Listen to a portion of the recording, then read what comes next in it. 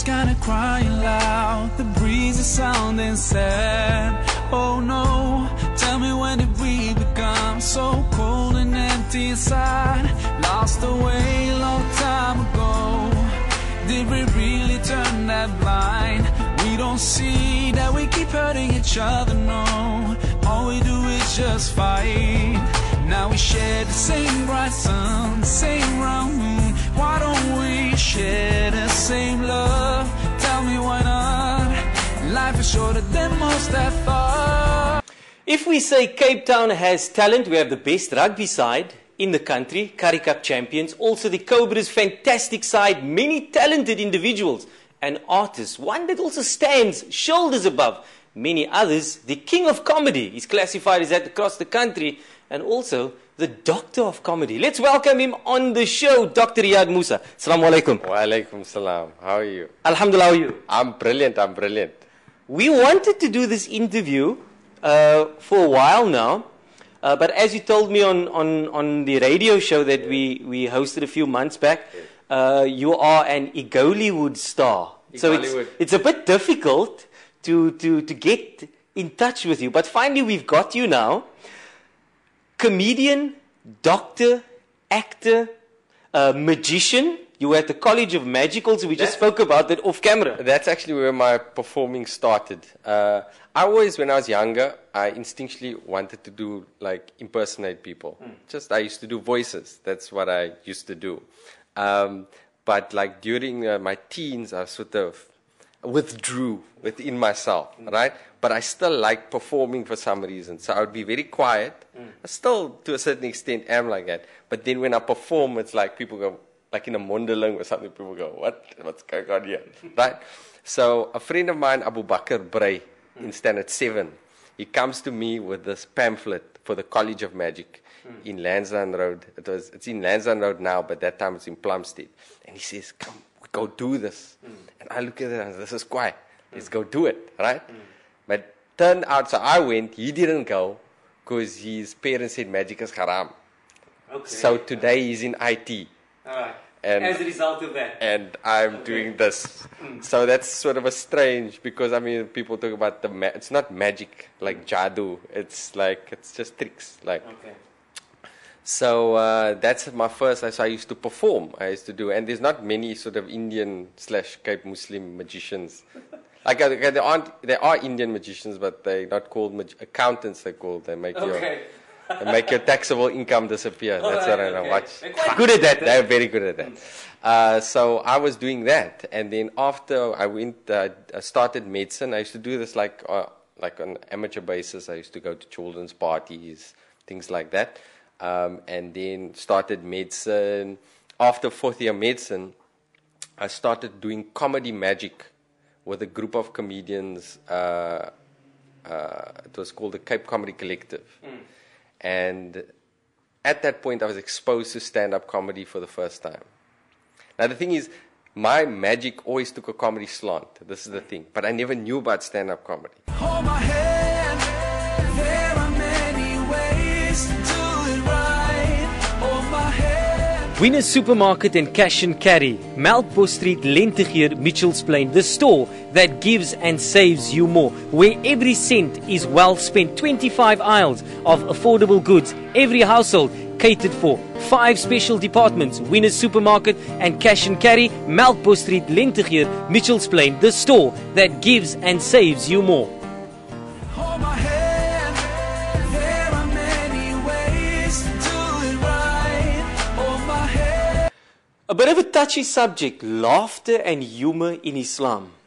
At times we get rapped over the knuckles for saying we are a bit too jovial, we are a bit too funny, we go a bit too far as artists when we express ourselves. However, what we neglect to mention is the Prophet Muhammad was also a jovial individual. He laughed with his family, with his friends.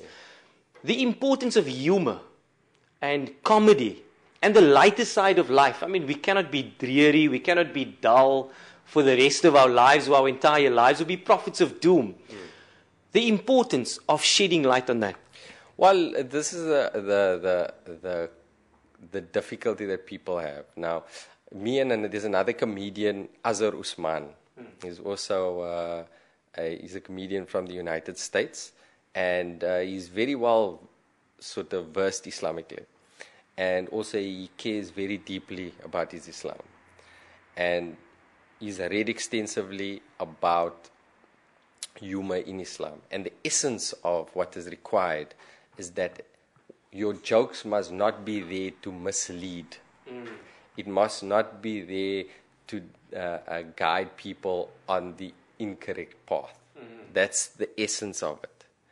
The messages must be there and must convey the truth. And that's the essence of being a Muslim in whatever profession that you do. So that's important in humor. That being said, when we talk about too much laughter, the actual I think hadith, loosely translated, is too much laughter blackens the heart. Now that is based on the guideline in everything in life, including laughter. There is moderation.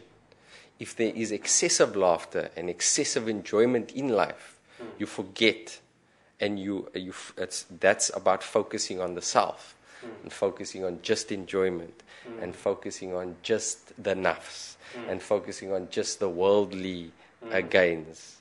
That is bad for you, and that is true. Right? That is true. Too much is bad for you. But we're not talking about too much. We're talking about that which conveys joy. When a baby laughs, it's the most beautiful thing in the world. When a smile is deemed charity in Islam. A smile is deemed charity. You give off positive energy to people. And laughter done in a positive way is beautiful. It's something that feeds you. There are many ways to do it right. Oh, my head.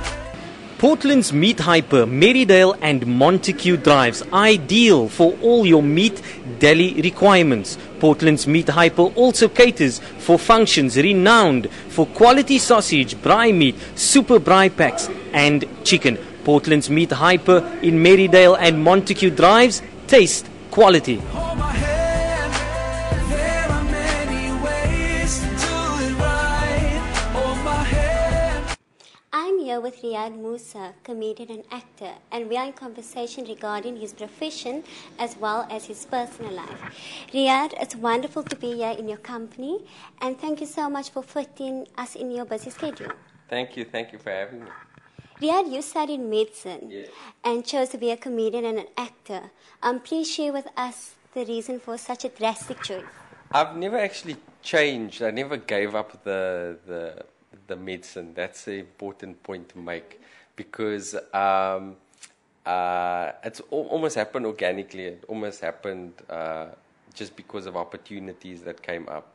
But it's very significant, and I think it's very important for people who want to choose a certain path in life. I'm just telling you how I did it. I was always very studious, and I always wanted to complete things. So, and I always, interestingly enough, wanted to be a doctor, because both my parents are doctors. When I did medicine, I really wanted to do medicine.